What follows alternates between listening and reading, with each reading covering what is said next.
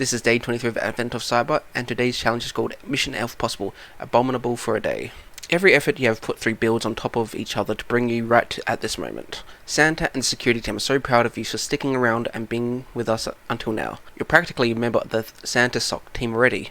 There's just one more thing left to learn, a lesson that may completely change how you look at and approach security. Throughout all the previous tasks, layering defenses and reducing attack surfaces have been touched upon at least once. Writing secure code and being able to respond and analyze different parts of the attack chain, among others, are all essential in maintaining Santa's security posture defensible.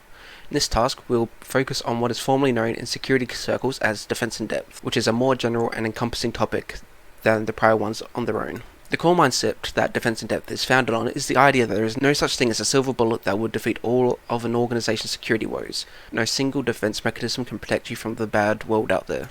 Castle walls are built to withstand sieges and barrages and are fortified and demand a world to protect from villagers and marauders. Yet despite all this effort and diligence at maintaining and protecting the security measure, attackers will breach it sooner or later, and depending on the defender's response within the castle walls, may mark the start of the end. For the longest time, and maybe even until today, a lot of organizations have looked at their security posture in the same way medieval lords did, a strong focus on securing the castle walls, the perimeter, so to speak.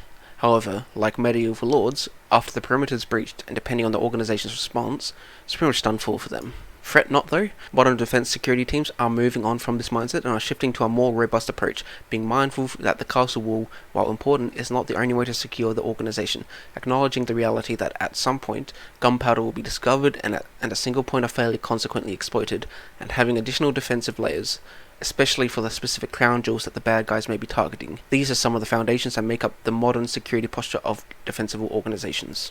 Defense in depth is mainly focused on disrupting adversarial objectives. That is, the shift of focus from just securing the perimeter to securing everything in the path that the adversary will have to take from the perimeter to the crown jewels. Let's look at the 3 varying levels of defense. The first level is having a focus on perimeter security. There are great prevention mechanisms present in the perimeter and essentially complete trust within it. Thus, once the perimeter is bypassed, the organization is pretty much at the mercy of the adversary. The second level has defensible layers in place. However, the emphasis is solely on prevention.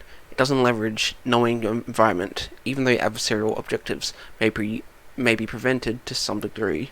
There's a missed opportunity in terms of detection and consequently alerting and response. Prevention is good, but the key to defeating the bad guys is having visibility into what they're doing. The third level has well-rounded defense layers in place, leveraging the strategic application of sensors, effective creation of analytics, and efficient alerting and response capabilities of the security team. Preventative measures here are not only coupled by detection and alerting, but also by immediate and efficient response.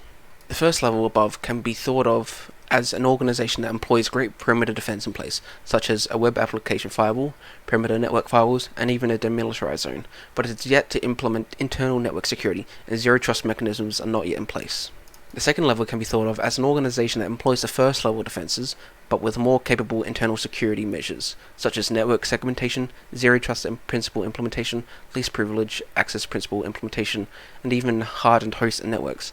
Having this level is actually really good. However, forgetting that the preventative appliances may be used for detective capabilities too is a wasted opportunity. The third level can be thought of as using the advantages of the first and second levels to ramp up the detection and response capability of the organization via effective log collection and well-crafted analytics. This is where it goes full circle. We are not only expected to be good at layering preventative measures against attacks, but we should also be capable of responding to them, and when these defensive capabilities are bypassed. Let's have the following scenario as an example. Let's say an adversary was able to penetrate our perimeter defenses via a successful spearfishing campaign. He would need to navigate a hardened environment full of tripwires and traps.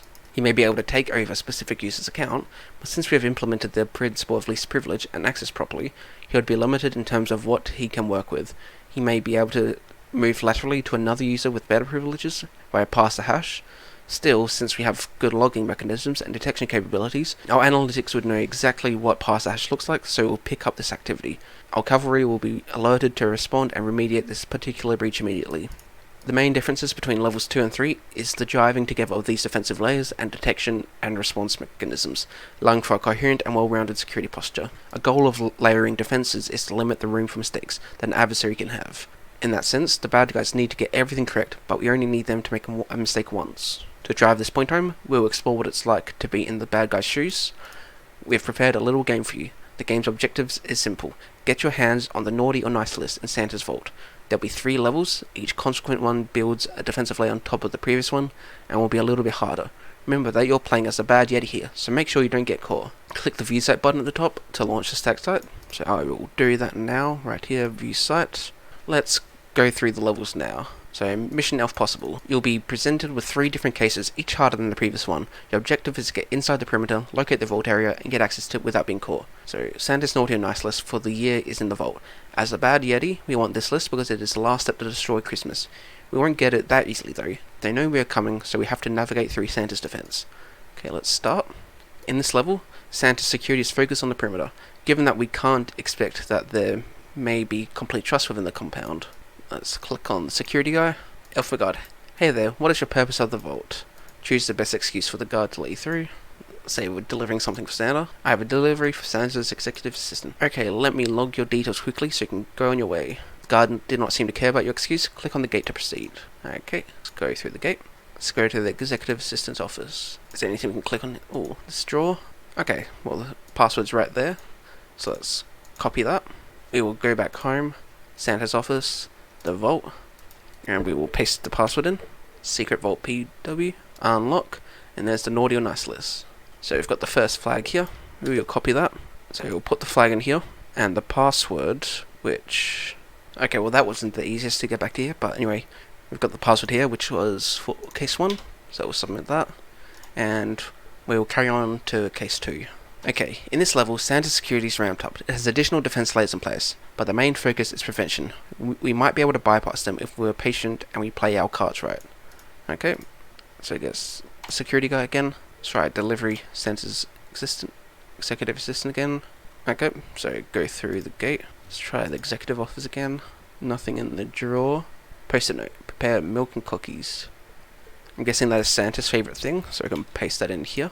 Ah, copy the whole thing. There you go, that's Santa's favourite thing. Okay, doesn't seem to be anything else. Let's try the vault. Maybe that's the password. No. Oh, password hint. Milk and cookies? Okay. So that was the password. Let's go to TXT. Ah, this is the vault password. So we'll paste that in here for case 2. Submit. And then we'll enter this password in. There we go. And we've got the case 2 flag. So go on to the next case. In this level, Santa's security is at the maximum. Aside from the previous case's additional defense layers, Santa's defense gives feedback to the security team. Our room for mistake is very thin, and we should play our cards right the first time. Okay, so we'll do the same thing. Delivery for Santa's EA. Okay, we only got access to the executive assistant's place. Okay, so we'll go through here. Okay, thank you. So let's go through. Okay, executive assistant's office. Say draw. That was the first password. We've collected the Santa pass. Post-it note banner feed pie. So that is case 3, executive assistant's favourite thing. Put that in. Okay, so I'm going to guess that is the password here, which it is. See if there's anything in the bin. Old password is hot chocolate 01. So I'm guessing that's Santa's previous password, which it is. Let's look in the TXT file. Approved vault password. Okay, I think this is the second part of the password. Yep, vault 2 out of 2. Okay, let's go to Santa's office. Password hint. Let's try this hot chocolate one. Nope, that was wrong. Okay, so the hint is to change the last digit, so let's see if we can do that. Maybe it's 02, which it is. The first part of the vault is that. Okay, so if we go into the vault, pasting both of these in. Didn't copy that part. No. Okay, well, I guess we need to start over. So let's just quickly go through and we'll get back to where we were. Okay, so we're back to the vault. Let's put this password in. And I've got the Naughty or Nice list. Okay, we've got the flag. Oops, I mean to go back. And the code is 2845. Okay, the current password for vault is both of these together. And Santa's current password is that, but 02. Now we need to go to the workshop. We put the pin in of 2845, unlocked, and that is the final flag. Okay, let's read what was up here. After completing the game and experiencing the different levels of difficulty that an adversary may face, when layering defense measures, it must be clear to you by now that layering defenses is cool. The levels of the game are an analogy to the 3 varying levels of defense discussed earlier in the task. Further, the attack chain within the game can be interpreted as follows. Santa's executive assistant receives a spear-phishing email. Upon establishing a foothold, the bad Yeti immediately realizes that the executive assistant doesn't have access to the naughty or nice list. So after some enumeration, and even assuming Santa's identity at one point, the bad Yeti was able to get a hold of the coveted list and actually ruin Christmas. Good thing it was just a game. While the reason behind it is to show you the varying effects of having defensive layers from the bad guy's perspective, on the flip side, the reality of implementing it for defensive security teams is more iterative and cyclic. Breaches are true positive detections showing areas that require improvement, and the extent of our visibility in the organization. Respectively, attacks, whether or not successful, should further inform defensive steps and approaches. If you learned that an adversary was able to exploit a specific vulnerability, then rest assured that the vulnerability will be patched and the application introducing it will be hardened. Modern security practices are composed of layers. Stopping attacks from the get-go is very helpful, ideal even, but it's not always possible. Everyone can and will be compromised, it's just a matter of when, and it's up to every one of us to disrupt them from being able to do what they intend to do, in every step of the way. Okay, so that is day 23 of Advent of Cyber completed. If you like this video, make sure to like and subscribe.